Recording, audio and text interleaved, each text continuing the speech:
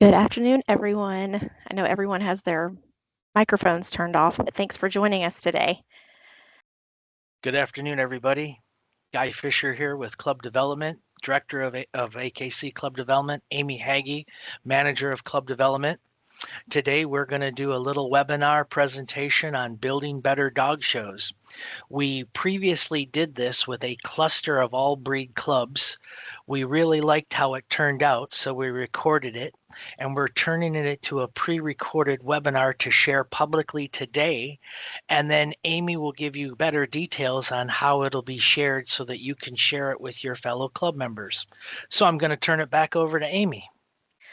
Okay, we'll wait just a few minutes before we get started just to allow a few more people to join.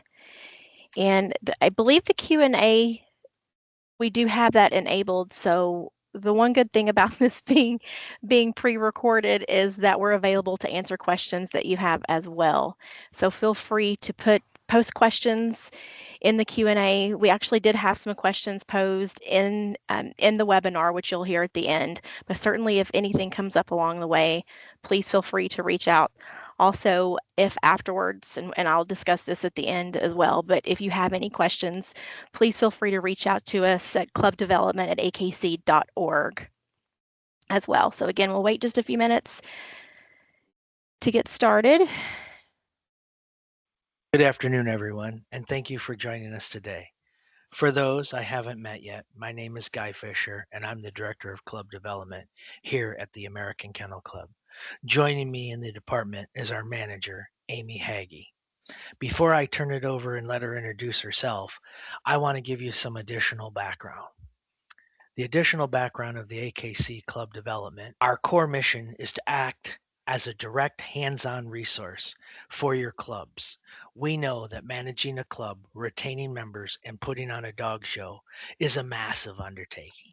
Our team brings extensive dog sport and club leadership experience to the table, and we are here to share best practices, provide event planning support, and connect you directly with the right AKC subject matter experts whenever you run into a roadblock. Today, we are focusing on the most critical elements of a successful event: smart judge selection and efficient scheduling. In May, staff took the best practices that we had published back in 2019, and we have updated it. We will be sharing it in a PDF form titled Guidelines for Judging Panel Construction and Scheduling of Confirmation Dog Shows. We are very proud of this tool and we are very proud of this document. A lot of effort went into it to basically help each and every club out there building a successful event. So at this time, I'm going to pass it over to Amy, Manager of Club Development. Thanks, Guy. Hi, everyone. My name is Amy Haggie. I am the manager of AKC Club Development. I'm very happy to be speaking with you all today. Just a little bit about me before we get started, just a little bit of background. I am a member of the Carolina Sporting Dog Club, as well as the Durham Kennel Club here in North Carolina, where I've held numerous positions over the years. I sometimes owned by my wire-haired pointing Griffons. I am active in conformation, very active in agility and hunt tests.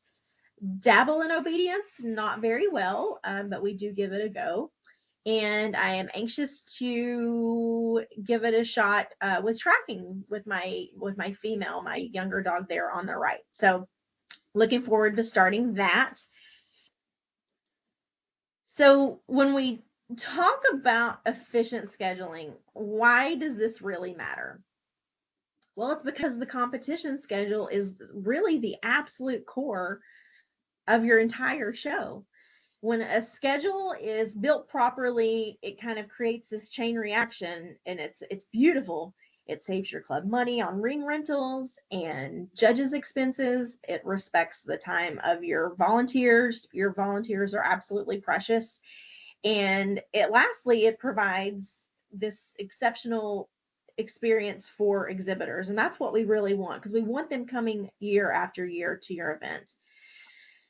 On the other hand, when a schedule is not built properly, it also creates a chain reaction, and it's not one that we want. It creates a lot of confusion, wasted time, and excessive costs. Again, we want to stay away from that. So our goal really today is to give you a repeatable process that you can use year after year and pass it on in your succession planning as well. So to do that, we really have to start with the regulatory boundaries set forth by the AKC. And I'm sure that these numbers are etched in your brain, but just as a refresher for your shows committees, I'm going to just touch briefly on them. So first and foremost, there's that 175 entry limit per judge. That is a hard and fast rule set forth by the AKC. For an all breed show, a judge is limited to 175 entries. Now, if we're talking about an independent specialty, they can judge 200 entries. Again, if it's an independent specialty. And when determining your judge's schedule, we use an average of about 25 entries per hour. Another thing that you want to think about, and this is extremely important in that invitation period when you're reaching out to judges to come to your event, a judge may not be assigned to the same breed, group, or best in show at events that are held within 30 days and 200 straight line miles of one another. Again, please make sure that you're checking that when you're inviting them. The onus is on you to just ask them about any conflicts that they've had within the 30-day, 200 miles. And lastly, you want to keep in mind that there's a 45-minute lunch is required for 5+ hours or 125 entries. So make sure that you're taking care of those judges. We don't want them to get hangry. They are entitled to that 45 minutes, a lunch break. So when you're starting to put all the pieces together, we highly recommend using your club's historical data, your entry data, kind of as your foundation when building your judges panel. So you're not wanting to just look at last year's entries, but maybe the past 3 years to see, are there any breeds that are really consistently drawing majors to your event? We hope so. Make sure that if you are with a cluster that you are matching day of week patterns. So for example, if Club A held an event on the Saturday of last year for the cluster, but your club is hosting this event on Saturday of this year, make sure that you're gathering the entry data for Club A to help determine your entries.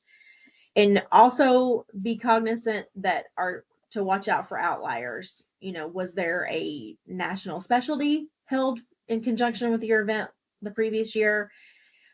If there was, you will likely not see those numbers of that particular breed. Well, we hope that you do, but any type of event like that is obviously going to inflate numbers from the previous year. So again, 3 years looking at the entry data and checking for outliers is going to be very helpful. So you want to select judges to ensure that coverage for all group competitions and best in show. That's where we're going to start. We're going to hit on that in just a minute. Make sure that you're utilizing judges that are approved for less than a group to kind of fill in the judging panel. And always a good idea to use breed specialists or newer judges, because they can really often draw entries and really help reduce costs. And again, I'm going to go back to that previous screen. When you're contacting your judges again, make sure that you're asking if they have any assignments they have already accepted within 30 days and 200 miles of your show to check for any potential conflicts. Once all of that's taken care of, make sure that you send them written confirmation to all your judges immediately upon hiring them, and include any conditions of the contract. So we do recommend starting with your groups. Assign your group judges first, and when possible, assign your group judges breeds, or at least mostly breeds, from the group that they are judging that day. Also, assign breeds that have varieties or similar cores to the same judge.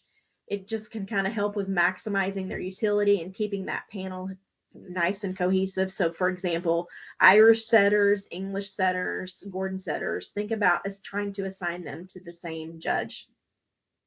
With group judges, I would aim to schedule them for about under 150 entries. You don't want to underassign them because then you're not making the most of your judges panel, but aim for under 150. And that way you're leaving some wiggle room should there be an unexpected spike in entries for a particular breed. You want to try to limit ring moves to one per judge. And if you do have to move them, try to do so after lunch. If you're assigning them multiple rings, it's just going to create complete chaos. Again, we're looking for this nice, cohesive, nice rhythm. Moving them around to different rings is really going to break up that rhythm and create a lot of confusion for exhibitors as well. So again, it just wastes time. So limit ring moves to one per judge if possible. Another thing is that a lot of all breeds have concurrent events. It's a fantastic idea. But if you are sharing with a judge with a concurrent event, please keep in mind that their daily limit is cumulative. And I would really recommend, if you are sharing a judge with a concurrent specialty or event, make sure to communicate early. Have a written agreement before closing on who will reassign breeds if that judge ends up overdrawn.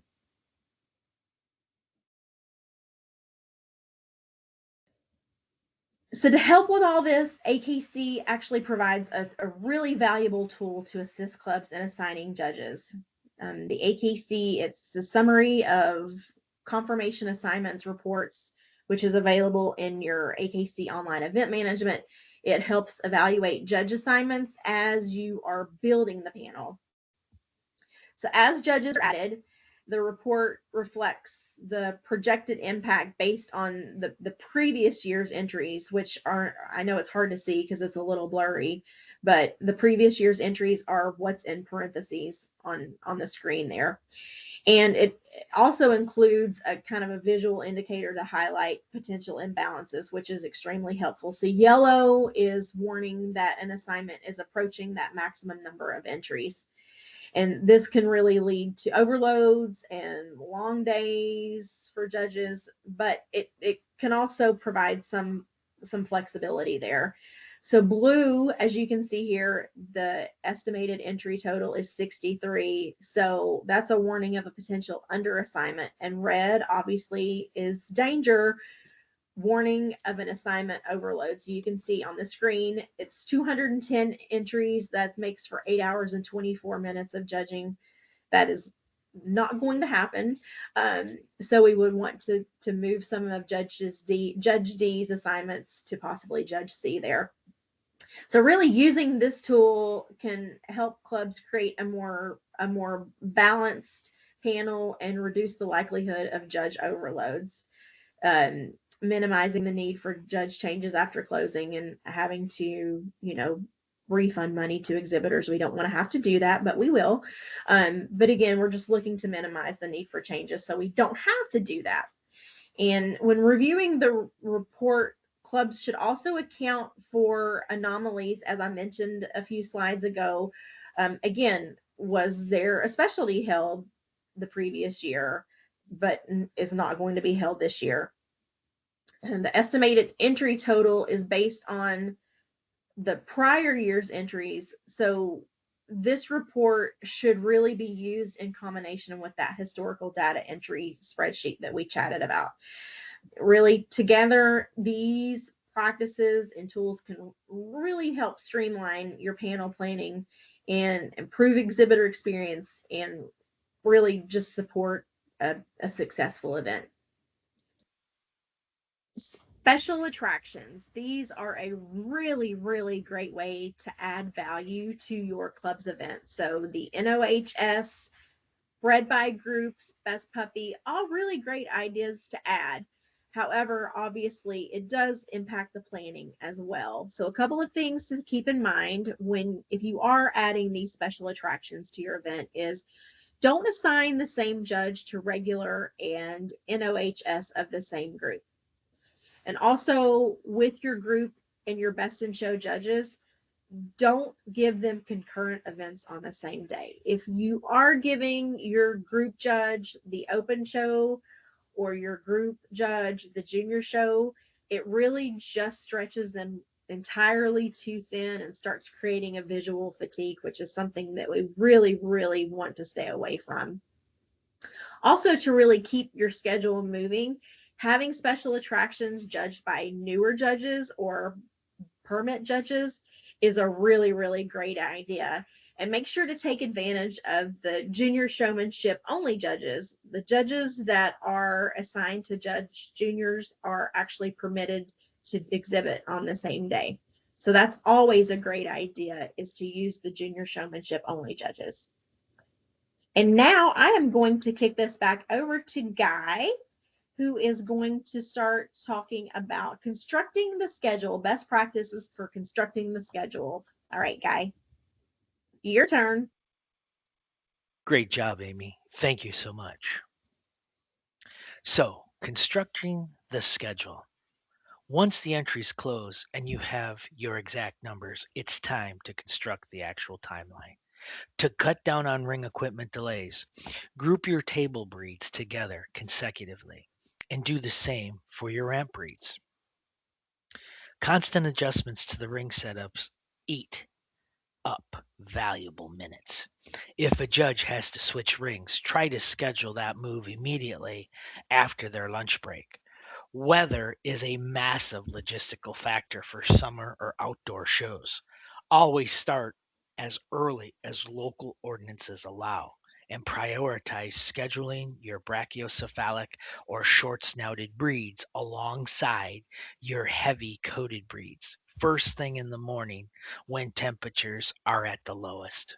Save your grooming intensive breeds for later in the morning or early afternoon to give handlers the appropriate prep time. Smaller entries can generally be placed later in the day unless severe weather dictates otherwise. Concurrent events and the NOHS scheduling. Managing concurrent specialties require transparent collaboration. Clubs must share the proposed judges and tentative timetables before publishing anything. The golden rule here is absolute. All breed judging cannot be delayed to accommodate concurrent events.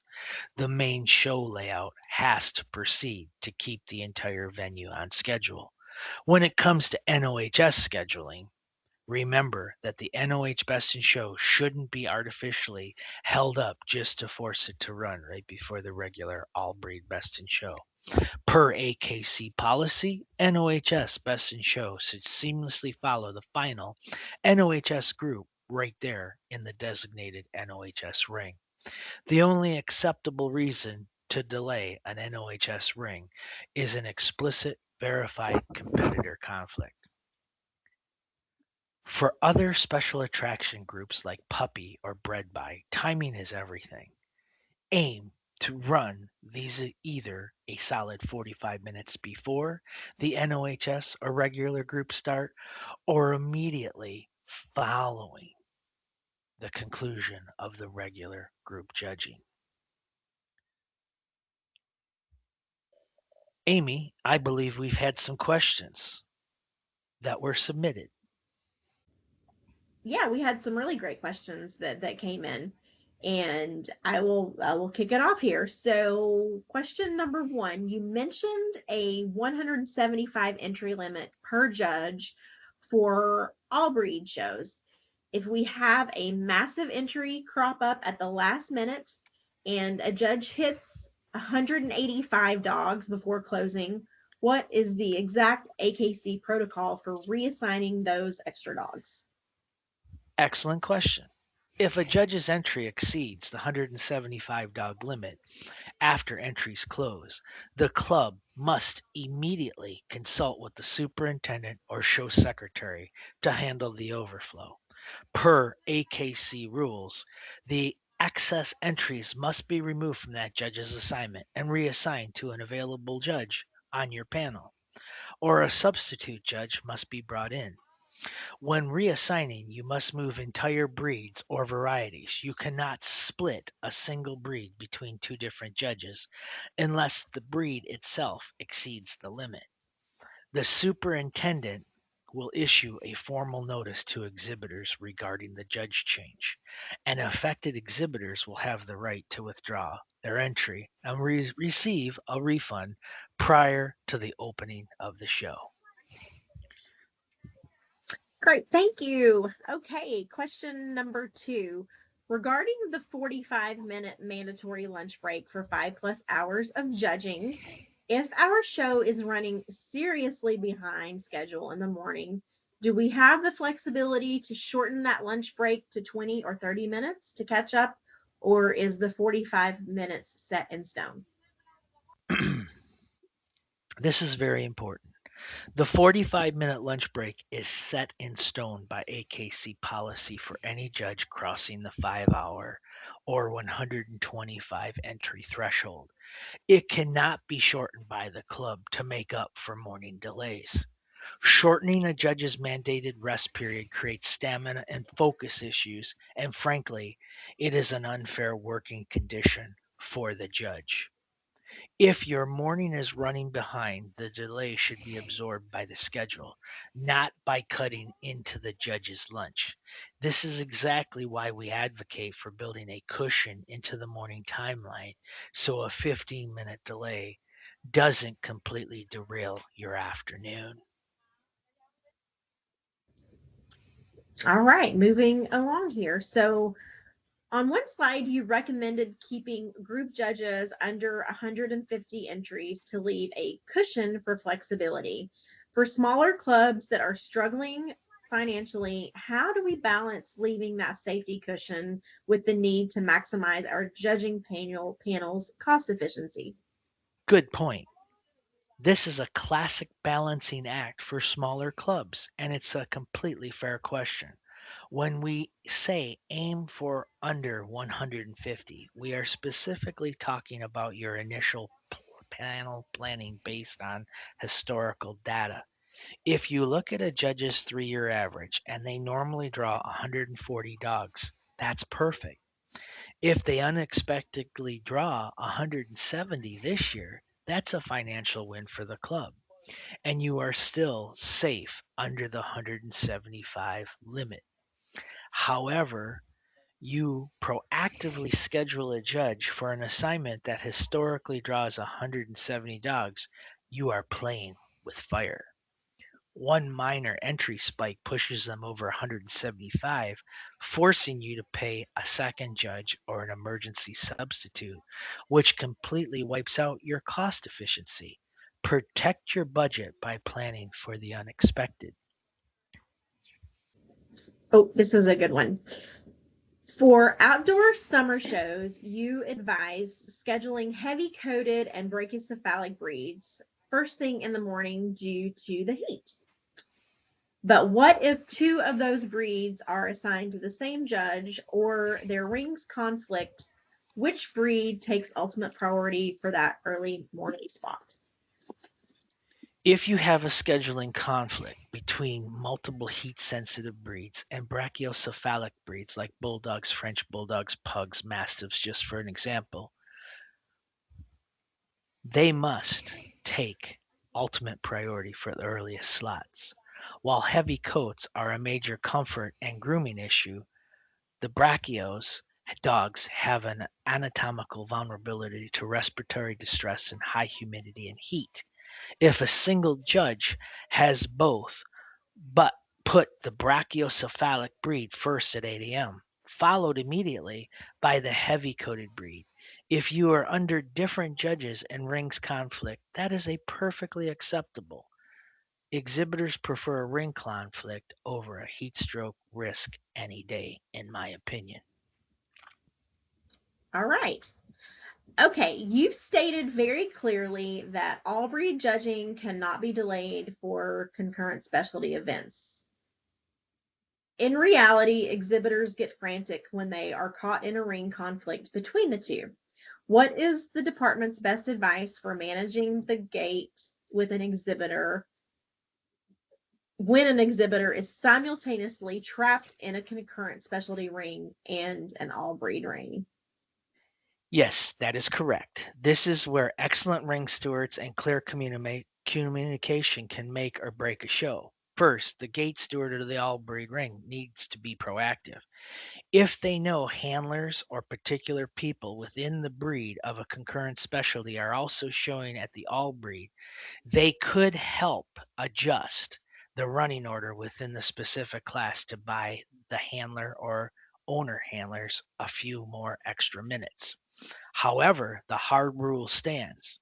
The all breed ring cannot hold up an entire class or breed. We advise clubs to publish a clear notice in the judging schedule reminding exhibitors that concurrent events are participate at your own risk feature. If a conflict occurs, the handler must arrange for a backup handler or choose which ring takes priority for them. On one of the slides, it said not to delay NOHS Best in Show, just to place it right before the regular All Breed Best in Show. Our club has always done this because it keeps the crowd in the seats for one big grand finale. Why does the AKC prefer they run independently in their own rings? We here at Club Development, we want you to have your events the way that you want within our rules and regulations. We completely understand the desire for a grand finale, but holding up NOHS Best in Show creates a massive logistical bottleneck. It forces owner handlers, many of whom are grooming, packing up, or trying to hit the road, to wait around for hours for no regulatory reason. Per AKC policy, NOHS Best in Show should run immediately following the last NOHS group in its own designated ring. This keeps the event moving efficiently, respects the exhibitor time, and clears out ring space. So crucial, especially on the final days of a cluster or a multi day event. If you want a grand finale feel, you can absolutely feature the NOHS Best in Show winner in the main ring right before the regular groups finish, but do not stall the actual judging process to achieve it. Okay, I think last question, Guy. So you suggested using new or permanent judges for things like 4 to 6 month beginner puppy or sweepstakes.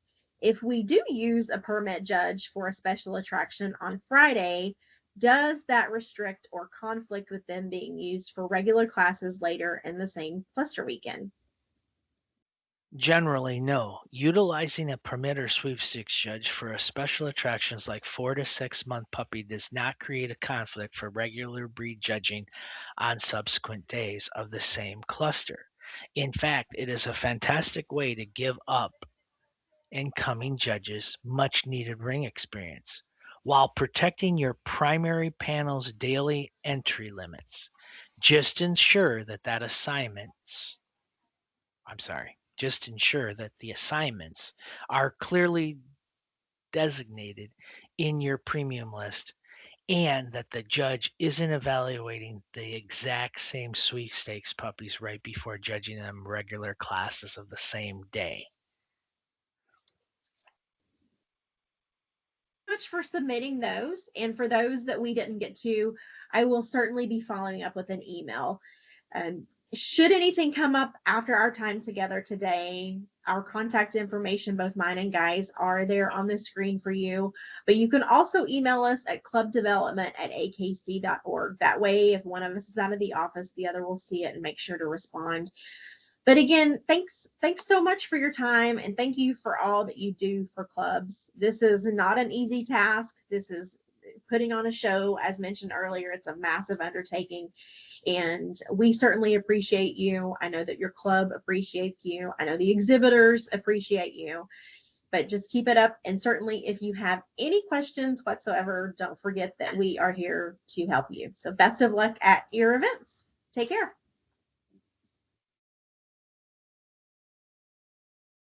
Okay, well, I hope everybody enjoyed the presentation. As I mentioned, if any questions come up, please don't hesitate to reach out to us at clubdevelopment@akc.org. Again, this presentation, it will be emailed to anyone who registered. We actually had quite a bit of people that registered for this event. I know it's kind of in the middle of the day, so it will be emailed to you, but I'm happy to send it to you directly for you to have to share with your members there. And also make sure we have just started a YouTube page. This will be posted on our YouTube page, provided that it passes all of the permissions. I don't see why it wouldn't. But please make sure to check that out. We're going to start posting webinars there pretty regularly. We already have one there helping use AI to promote your club's events. So please make sure to check that out. It's just the AKC Club Development on YouTube. And with that being said, Guy, is there anything that you want to add before we wrap up? I just want to say thank you, everybody, for your time today. And like the presentation said, we really are truly appreciative of all that you do. You are 100% a volunteer. Volunteers is what AKC survives off of. We want to make it a safe environment for people to breed, learn how to breed, and successfully participate in all our sports. As we said earlier, AKC Club Development is literally the bridge to all the other departments here at AKC. We are happy to help you, and thank you again for all that you're currently doing with your clubs, and we're here to make it better. Oh, and one last thing. Hashtag AKC Club Development on all your current social media. It goes into our algorithm and it goes through our AKC channels. We currently have over 4 million followers. So if you want to get a lot of free advertising on behalf of AKC Club Development, hashtag AKC Club Development. Have a great rest of your week and enjoy the holiday weekend. Thanks so much for signing on. Bye.